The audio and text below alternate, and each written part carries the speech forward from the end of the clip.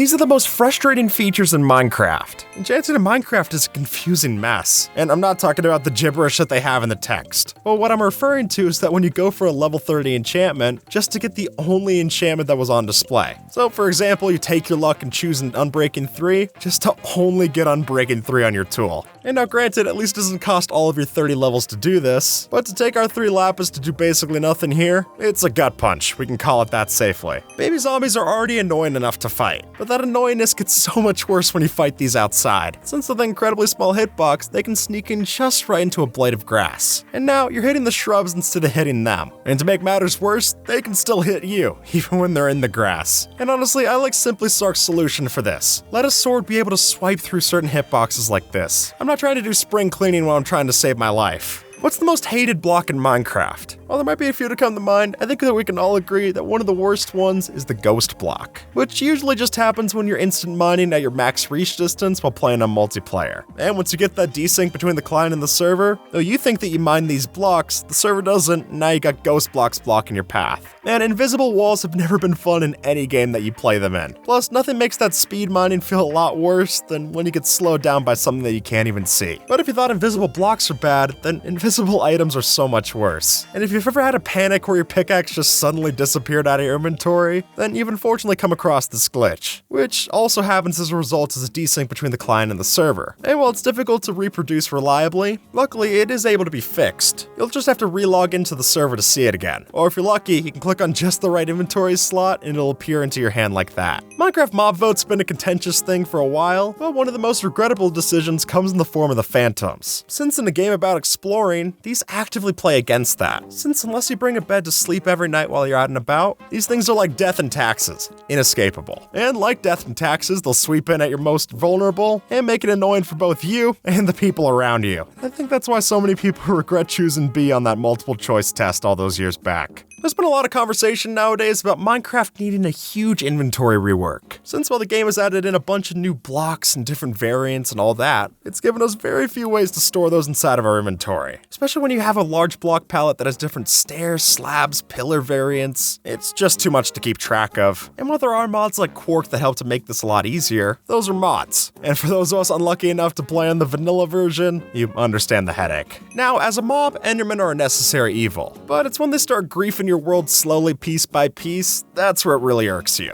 They almost make it look like your world erodes over time, taking what used to be a nice looking hill and making it now look like Swiss cheese. But what's even worse is that while you could turn this off with mob griefing, that also turns off a lot of other things that you might feel are cheating. Like, I don't care about creepers exploding, that's at least my mistake. But an Enderman randomly coming in and destroying my redstone contraption, there was nothing I could have done differently, it's just annoying. If you've ever had a mob farm, then you know that a lot of entities can cause a lot of lag. That makes sense when they're mobs, but when you get to things like tile entities, I'm talking chests, item frames, hoppers, that's when it gets a little bit more annoying to bear. Since to a certain level, you need to have those in your base, which I guess also means that you need to have a bit of lag in your base, but that's never seemed fair to me, especially since this can bring down the performance of any PC, regardless of your hardware. According to Mojang, they're aiming for full parity between Java and Bedrock, but when you look at the scorecard, there's still a long ways to go. And for many players, that's a frustrating discrepancy, meaning that when you find something cool covered in a video, there's not always a guarantee that it's going to work in your version. And plenty of people who play on Java have been foaming at the mouth for things like movable tile entities like they do in Bedrock. Or for those who play in Bedrock, you're not able to use all these things in your offhand like we do in Java. And then there's weird ones, like Sweeping Edge doesn't exist in Bedrock. But in fairness to Mojang, they do take steps every update to get us closer to this parity utopia. But what's one small step for Mojang means I probably wouldn't hold your breath for these features to be in both versions. For the technical Minecraft community, almost everything in the game is farmable, except for frustratingly, sand. Now I know there's an infinite sand glitch that's possible with the end portal, but that's just it, a glitch. For one, we don't know if Mojang even wants to keep it in the game, so while you could technically get about 1 stack at a time from a wandering trader, that's only if the trade's available in the first place. And really, it'd be nice if we had something like Carpet Mod, where we were able to turn our cobblestone into sand like this. That way it'd be intentional, instead of feeling like you're cheating in the back corner of the class. not all Minecraft sounds are created equal, and certain things like gas or Enderman or even the Nether portal can be so much louder than other sounds in the game, which I get that the point's that you're supposed to be able to hear them because they can mean a lot of danger. But when it's impossible to change those sounds particularly without turning down the rest of the sounds in the game and making them nearly silent, then it just gets unpleasant. And even though I love using minecarts for my entity cramming traps, I definitely don't love hearing them, so I usually have to turn my game sounds way down, only to get blown up by a creeper because I wasn't listening after I turned them down. Moving villagers is already an annoyance in itself, but what takes that up to the next level is when you're trying to move around a villager, only to have them suffocate because you placed them inside of a minecart or boat that got a little too close to a corner or ceiling. And now you gotta start right back at square one, all with no guarantee that the next one won't die exactly the same way. Every time that Mojang puts out a new enchantment, I groan a little bit, but it's because when you have a piece of gear that's already been added with enchantments and mending and all that, then when they add in something new like Swift Sneak, then when you go to add it in the anvil, the game will tell you that it's too expensive to have on hand. And it's those two words, too expensive, that just make anvils into a slog, especially because you can go into creative mode and see that the levels that you would need to do this are 65. Now, I have a great XP farm, so most of the time I'm hanging out at over 65 levels easily. So for us players that are already this far into the late game, just give us the option. Because Minecraft textures are 16 by 16, that no doubt means that you're gonna get some textures that are just off center. Take a look at the command block for instance. You got one less pixel on this side of the button deck than you do on this side, which can be mildly infuriating if you stare at it for too long. Oh, not to mention that some blocks like bricks have top textures that don't align well with their sides, making this whole thing a logical mess. You know this feeling all too well. You're searching in the caves,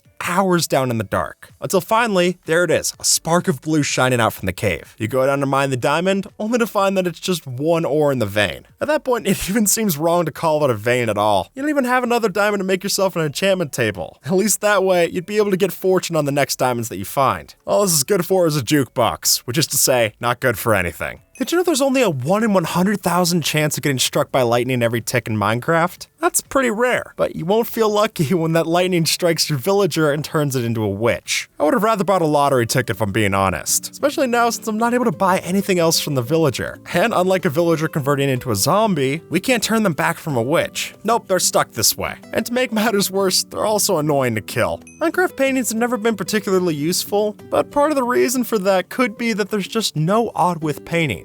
That is, those that are wider than one block. And since a lot of people will build their walls an odd number of blocks in length, that means that we can never have a painting nicely centered on the wall, since the only other options that we got are going to be 2 or 4 blocks wide, which is just about the only thing that can make this ugly painting look worse. If you like to decorate in Minecraft, then you know that things like invisible item frames and armor stands open up a whole new world of things that you can do. A whole new world that's kept to exclusively creative mode. Now, there are things like vanilla tweaks that have survival-friendly ways of getting these into your worlds, but that's an external solution to what should be an internal problem. And even just having an ability to throw down a splash potion of invisibility to make these in survival, that would be so much nicer than whatever this is. Because right now, it means that a whole slew of players are never going to be able to play with these in their worlds. Finding woodland mansions is a pain. Oftentimes, the nearest one of these to you could be over 10,000 blocks away. And in this case, we lucked out. The villagers who sold us the map was only 2,600 blocks away from it. Which I say only, but that's still a lot of foot travel. And to make matters worse, sometimes the villagers can sell you a map to one of these, only for the woodland mansion to have failed to generate in those chunks. Yeah, I doubt you're a master cartographer if you can't even tell me this with certainty. They should retract the degree or something. The nether's already dangerous, we don't have to make things worse. So when you get unlucky enough so that your nether portal spawns floating above a lava lake, that's a real tough break. Not just because you're gonna have to spend loads of blocks trying to get over safely to land, but with the risk of gas nearby, they could also make sure that you don't even make it to land in the first place. Honestly, when I see this happen, I'd just rather start over with my nether portal in a different place in the overworld. This isn't worth the hassle. And nether portals aren't just dangerous for us in the nether, but they can also be a problem in the overworld. Since when they happen to spawn zombified piglins, those neutral mobs can walk around and break down the doors in your base, which then makes it easier for actual hostile mobs to come into your base and kill everyone else. And without the ability to turn off the zombified piglins from spawning with things like light levels and that just makes this problem even worse. A librarian villager can be one of the most useful things that you have in your world. But to get that useful villager, you're gonna have to go through a lot of useless variations. And just trying to cycle through all of the different trades to eventually get the enchanted book that you want can take hours. Not in game, but in real life. And then once you've been doing this for long enough, eventually the villager will decide to not even change its trades anymore, and then you gotta wake up the next day and try all again. Most materials in Minecraft that can be crafted into blocks can also be crafted out of them, which makes it even more infuriating when things like nether wart blocks or blue ice can't be crafted down into their base components. Now I get it, nether wart blocks spawn on the crimson funguses that you see in these crimson forest. So if we could get nether warts from them, we wouldn't have to get them from a nether fortress. But then it just makes it insulting that you can craft these in the first place. And suddenly, what would have been used for storing our items really just becomes a waste. What might be more annoying than your villagers dying when you're trying to move them is when you come across a path like this. Since even though a path block is only 1 pixel shorter than the other blocks around it, that slight change means that the boat is not able to go up the height. And now you're stuck to the path. And for a brief moment, it looked like we might have been fixed for this. But then they got patched out of the snapshots too, and now we're just back to it being a bad feature. Shulker boxes are supposed to help out inventory management, but when you have empty shulker boxes, you're actually better off just storing them like this in their uncrafted parts, since empty shulker boxes just do not stack. And the same goes for things like stews, minecarts, even enchanted books of the same type. And it would be such a simple change to let these items stack that I really see no reason not to add these. It would greatly increase the quality of life, but as we've seen through the video, hated features don't really do a good job at doing that. And with that, folks, YouTube thinks that you might like this video, so see if they're right and have a good one, alright?